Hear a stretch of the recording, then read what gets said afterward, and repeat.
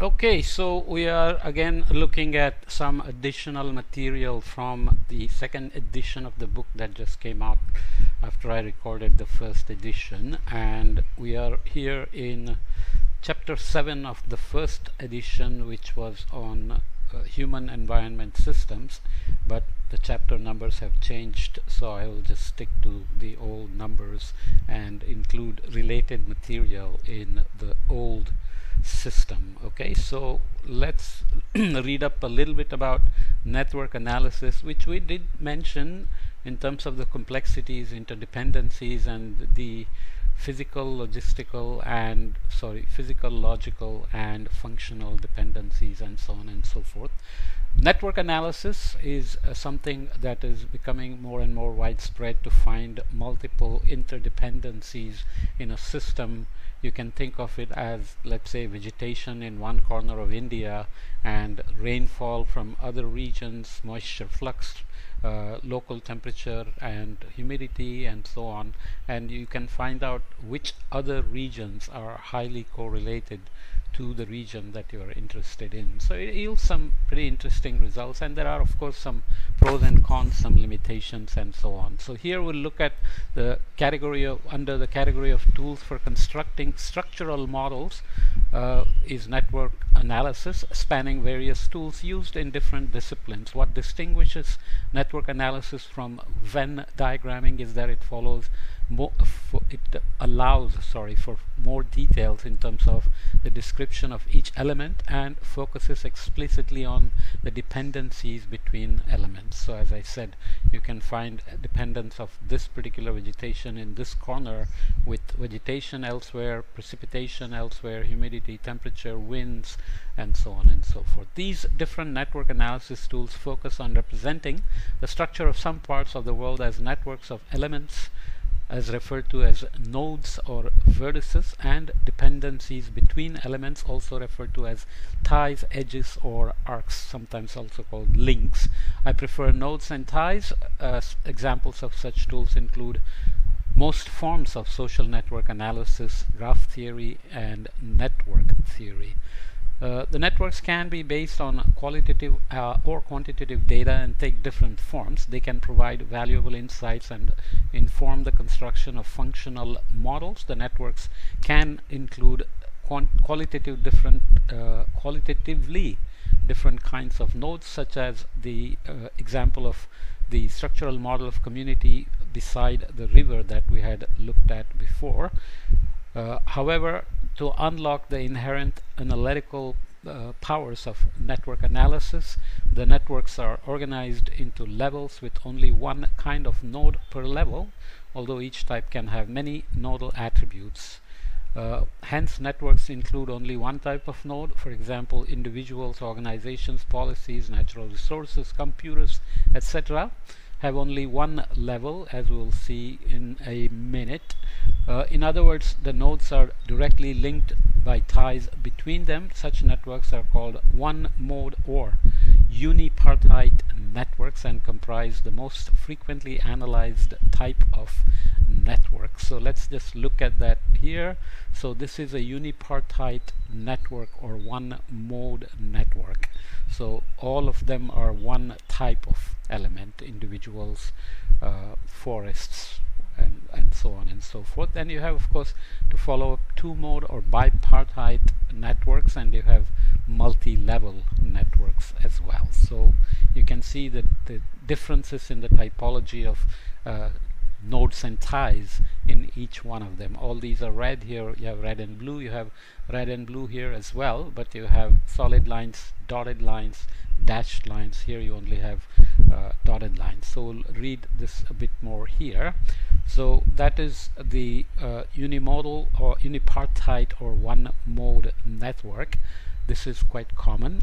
The networks can be based on qualitative or quantitative data and take different forms. They can provide valuable insights and inform the construction of functional models, so that you know the interdependencies and you can build that into the functional operation of the network, how it functions. They can provide valuable insights and inform the construction of functional models. The networks can include qualitatively different kinds of nodes, such as the example of structural model of the community beside the river that we looked at, farmers, fishermen, and so on. However, to unlock the inherent analytical powers of network analysis, the networks are organized into levels with only one kind of node per level, although each type can have many nodal attributes. Hence, networks including only one type of node, for example, individuals, organizations, policies, natural resources, computers, etc., have only one level. In other words, the nodes are directly linked by ties between them. Such networks are called one-mode or unipartite networks and comprise, so I read the whole thing again.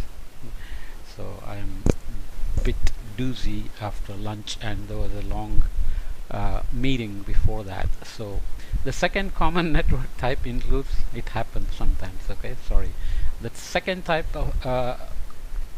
common network type includes two kinds of nodes with ties only between the different types. So we already saw that. I'll show that again. For example, individuals and their organizations, corporate leaders and their boards of directors, and humanitarian organizations and their I screwed up something, and their clusters, sorry. These networks are called two-type or bipartite networks and are often used used for risk analysis, resilience, and sustainability. So let's look at that here. So you have connections only between different types of elements, so individuals and their organizations, as we talked about. So direct links, here also direct links, maybe multiple, like this node is connected to multiple nodes of the other type, and that is connected to this one as well as that one, and so on and so forth.